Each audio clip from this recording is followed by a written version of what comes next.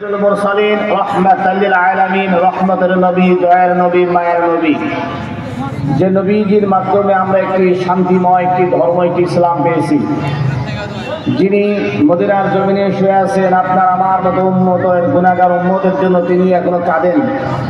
সেই বিশ্ব নবীজির আমরা উম্মত হয়ে বাংলাদেশের ঐতিহ্যবাহী রাজধানী ঢাকা জেলার সাভার উপজেলার হেমায়েতপুরের বাসী এবং আজকের এই মাহফিলের সকল মুসলিম তৌহিদি জনতা সকলেই সেই বিশ্ব নবীজির জন্য আমরা দরুদ শরীফ পাঠ করি, বলি সাল্লাল্লাহু আলাইহি ওয়াসাল্লাম। আজকের কোরআনের এই মাহফিল, আজকে যে দিনের বেলা হয়েছে, আজকের এই কোরআনের মাহফিলে যে দুইজন আলোচক এসেছিলেন, কম এবং বেশি সকলেই তেনাদেরকে চেনেন। এই বাংলাদেশের ওলামা ইকরামদের মধ্যে একজন, ওলামা ইকরামদের মধ্যে অত্যন্ত সুনামধন্য প্রবীণ আলোচক যারা এসেছেন, তাদের কণ্ঠ দিয়ে তেনারা যতটুকু কোরআন হাদিস থেকে বয়ান করেছেন, আশা করি ইনশাআল্লাহ আমরা সেই মনোযোগ দিয়ে শুনেছি।